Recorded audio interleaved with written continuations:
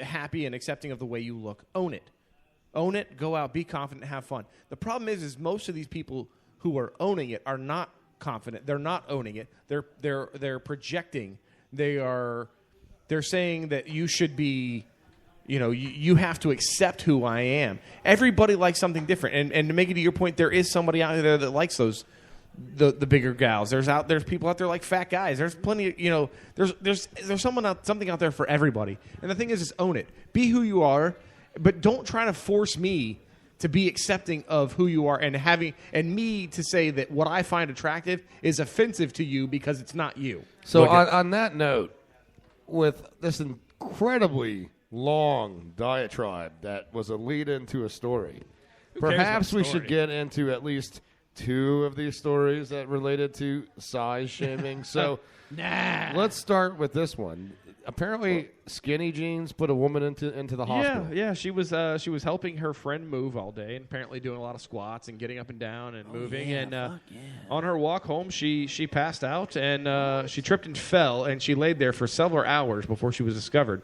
And it turns out that it was all to blame from her skinny jeans, cutting off basically blood flow to her calf muscles. Shut up. Yeah. For real? Yeah. No, seriously. Well, and your thighs, right? Your thigh muscles have some of the largest arteries in your. Well, your femoral artery is the largest artery in your body next to your and that's the in ones your leg, in your neck. right? If I were trying to take you out, I'd probably stab you there and twist the knife. Well, as a Marine, and right on the inside of the leg. I mean, and you want to get as close you want to get as close as the groin as possible because all the convergence of vein. Anyway, talking about the calf, it happened to my brother when he was he was wearing skinny jeans. No, you've seen a picture of my brother. He's a jacked ass dude. Jacked dude, yeah. When he was younger in his early 20s, he was working at a club bouncing and. Got in a fight with a guy, and the guy pulled out a box cutter and sliced his calf. And he didn't realize it because, in the heat of the moment, it was sharp. He didn't really feel it. He jumped off the stage, and when he did, he didn't have that compression around his bone. Sure. And his bone snapped and popped open. And he was in the hospital for weeks getting everything repaired and had a huge, basically like the halo, but he had it around his entire leg with pins and braces going into his leg to hold it in place right. Then back to your point about the calf being, that's extremely important. And this girl, she had cut off the blood flow to her calf. Apparently, we got the windows open here now. We're trying to. I noticed we're catcalling some girls. Are there any cute ones out as there? you whistle at ladies that walk by the Lion's Den, I noticed that they're not fat. No, they speak like morning dick. Just saying. I noticed they're fat. But PHAT. One more thing. We should have Andy grab that speaker and put it in the window so people can hear us. If beauty is only skin deep, then somebody needs to turn her fat ass inside out. Oh, wow. You know what? We're going to lose a lot of fans. Brian had to go serve drinks, so he figured he'd just drop the microphone. Hey, thank God our demographic is men 35 to 45 years old, and just men. There's no women, obviously. I mean, he figured he just hit a grand slam and dropped the baseball bat. Now, one last story before the break. We're going to cut out quite a few here, but we talk about the fat shaming. And, I can't believe Kale was walking away for this, too, because he's going to like the story. We talk about the fat shaming, and now there's an exercise company, a clothing company, that's decided that the names of sizes, Miggy, it causes fat shaming. So, wait, what happened to the... Did you hear that? Something just cut out. Did you take the speaker off? What, okay, something just cut out, just changed all of the sound going on. Yeah, here. you changed the whole sound dynamic there, dude. You just totally screwed me up over here. Sorry about that. Do we have the sound back now? I'm still not hearing it. Yeah, it doesn't anything. matter. Keep going. You're on the same sound. You're on the same sound. The sound profile. just completely changed. Okay, that's why, because it was coming back to... Anyway, so this clothing company making exercise clothing has decided that sizes do, in fact, fat shame. So this woman's clothing company has decided that instead of having small, medium, large, extra large, super fat bitch, etc., medium has decided... Extra medium? Medium. Leave it to Andy to pipe up on this. They got Gabriel Iglesias on board, and they go, "Damn!" So they've decided that instead of sizes, that these sizes, instead of being denoted by the letter and the actual size, it'll be denoted by different types of flowers. True story. Say what? They're going to have the corpse flowers, the one you probably don't want to wear. So you're not a size 6, you're a lily. Oh. Need capris in a size 22. In North Korea? Order a daisy.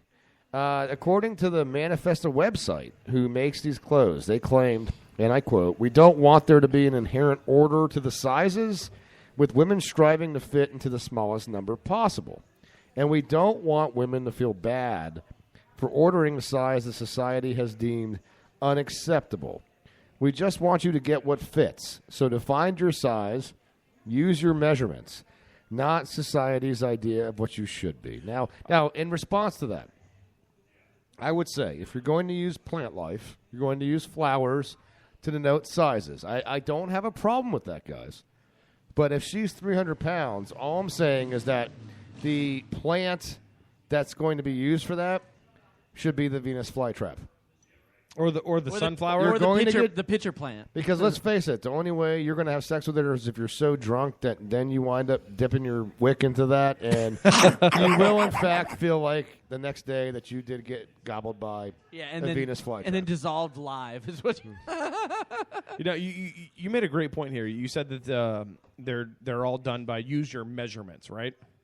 And I think that's a great idea. Even as a guy trying to find clothes, sometimes you're like, what size am I? Am I a medium? In the Columbia shirts, I wear a medium. Do I look like a medium? Hell no. But in Columbia shirts, I'm a medium. I mean, that's why I like them so much, I guess. But they are really comfortable. They are really comfortable. But no, ugly, but extremely comfortable. At least in men's pants and suits, for example, and dress shirts, kind of, but they're done by measurements. Dress shirts, not so much, because sometimes you're like, I need a 17.5-inch neck, but I'm not a triple XL. I need a freaking large or extra large, so things don't fit. Why can't we use measurements? Why do we have to have funky-ass sizes to dictate how the frick we shop? Because when it says 44, that's your size. No, I know, but so many other things don't have that. You have, like, for instance, medium, large. What is a medium and a large? Actually, I just bought an extra large shirt the other day, and I think it might have been a kid's shirt because it fits me really nicely. Look, guys, right? I like the fact that sometimes I think my size has an L. I mean, the word denial has an L. Yeah. Yeah. And that's something that we have in common. Why is he yelling out the window? I don't know. He's losing it. He's losing it. All right, guys, on that note, we're going to jump to a quick commercial break while Miggy sits here and goes off the reservation. Not that ever happens on this show, as in all the time. But anyway, we're going to jump to a break. All you Craniacs will be right back with the final segment of the show. Stay with us. Tough economy got you down? Are your money problems causing you marital issues? Unable to hide money spent at today's gentlemen's clubs? Well, you don't have to be a gentleman to come to Gyrations. Gyrations. Gyrations dancers work on a barter system. We only hire single mothers whose homes are in utter disrepair. So if you're blue collar and you have a viable skill, labor leads to lap dances and maybe more at Gyrations. Gyrations. My plumbing is all fouled up, and I need somebody to work my posthole diggers. Do you want VIP treatment without sacrificing your kids' education? Well, don't take your tool belt off. Work yourself a deal at Gyrations. Gyrations. Models are all over the age of 18 except where identification is not present.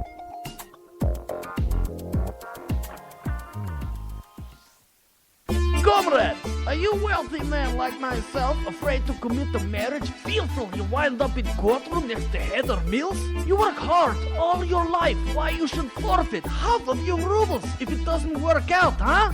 At Glorious 5-year plan, mail order brides, you will not have to pay arm and leg if marriage crumbles like Soviet Republic. My name is Boris Kuznetsov. I am previous owner of professional KHL hockey team in greatest league in the world. During my time as owner of Dimitrov Dictators, I realized some of business principles found in sports could be applied to love life. In Russian KHL, if you invest in players who no longer perform, we let contract expire. We do not do the same in marriage. Why?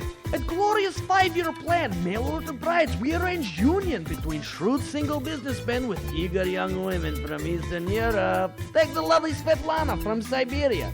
This mobile 19-year-old farm girl is ready to please even the most elderly of men for rich Western lifestyle. After 5 years, her contract expires with renewal option. If she keeps icing the puck, she's out of luck, you know what I mean, huh? She don't want to go back to Siberia. It's as cold as walrus nipple. Or how about for you, blonde-haired, blue-eyed Katerina, who is former Soviet gymnast who just got released from corrective labor camp after 10-year sentence for making Russia look like toothless babushka in the 2002 Summer Olympic Games. Imagine what this little tart will do to your balance beam for a taste of Western freedom, huh? At Glorious 5-Year Plan, we pride ourselves on gorgeous, collectible, eligible, and desperate women. So why not call me, Boris, at 1-800-RED-WIFE for free consultation. Come, be part of the people's revolution against conventional matrimony. And remember, at Glorious 5-Year Plan, we might be Russian, but we don't believe in redistribution of wealth. Aye, okay. This is Admiral Akbar. You're listening to the Cranial Emission Show, but it's probably a trap. Welcome back to the Cranial Emission Show, the final segment of the show. Broadcasting live like we do every other weekend here from the Lion's Den, live in Ybor City. This is great. I got to say, I like the new the up front area with the table here. We got the windows open. We actually got our little speaker pointing outside the window, so maybe people can hear us. So that's awesome. If you guys are walking down the street, come on up and join us here at the Lion's Den, 1704 and a half 7th Avenue.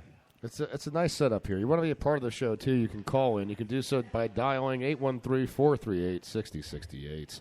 Ben Charles Miguel Hito, the Stu Squared, Caleb Crispy here before you. Yes, sir. From the purveyor of cigar magnitude.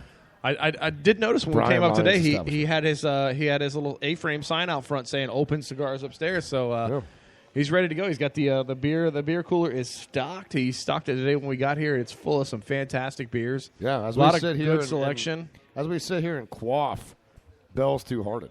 I actually switched to a Yingling. I had to take it a little light. You know, like I said, I gotta get up early in the morning. You do have a 6 a.m. Wake up call. No. That's a 6 a.m. flight, which means I have to leave the house at about 4:30. Oh, God bless you. Yeah, so I may not be experimenting over at the Cheese's house later. Wow, that sounds like you won't be. I might. Yeah, we'll see. I told myself I wasn't going to, but now for some reason it's starting to sound like a better idea. I don't Maybe know. It's that 7% beer you've had 3 or 4 of. It might be the 4 or 5 Bell's Two Hearted, preceded by the Grand. What was the beer called again? Grand Cru. The Grand Poobah? Which was I'm sorry, the Grand Cru. The Grand Cruba, which was 10%. Grand Cruba? No, Grand Cru. Yeah, I know. We're ripping off of what we said that you couldn't hear because you didn't have your goddamn headphones on. But anyway, welcome back to the show. I like your hat. Thanks. And delicious. This is a story I wanted to get into last week. Now, it's summer. We all like to. Hey, my condo, we have a great swimming pool set up. At my condo. I bet there's a lot of dudes in Speedos there. There's a lot of eye candy, I'll tell you that. And when I say that, I mean dudes in Speedos.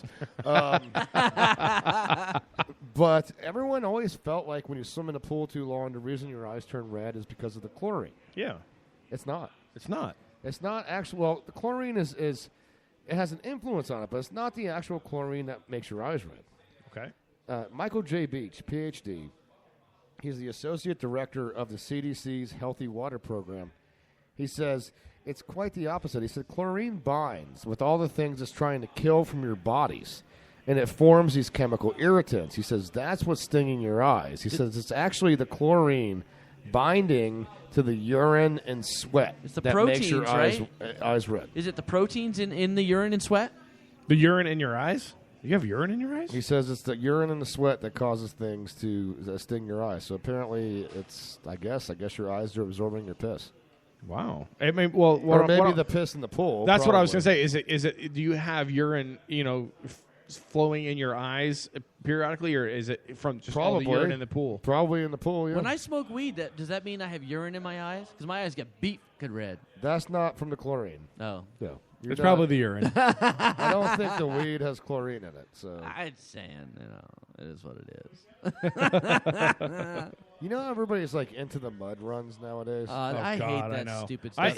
I'm guilty. I wanted to do one. I wanted to do one of the the Warrior Dash, and there was another one that was real popular a couple years ago when they first came out. I kind of wanted to do one, and now I'm over it. It's really, now it's a saturated thing. It's everyone. Every event in the world is like a mud run now. Well, they have the blacklight run, and they have the color run where they spray powdered color all over you. Why do you need that? They're the biggest scams on the planet. Yeah. They the only cost one little. worth it is the beer run. All right, I'll give you that. As long That's as only they, because as it's a long as, mile long and you drink a beer. as long as they provide you with the beer. But those things,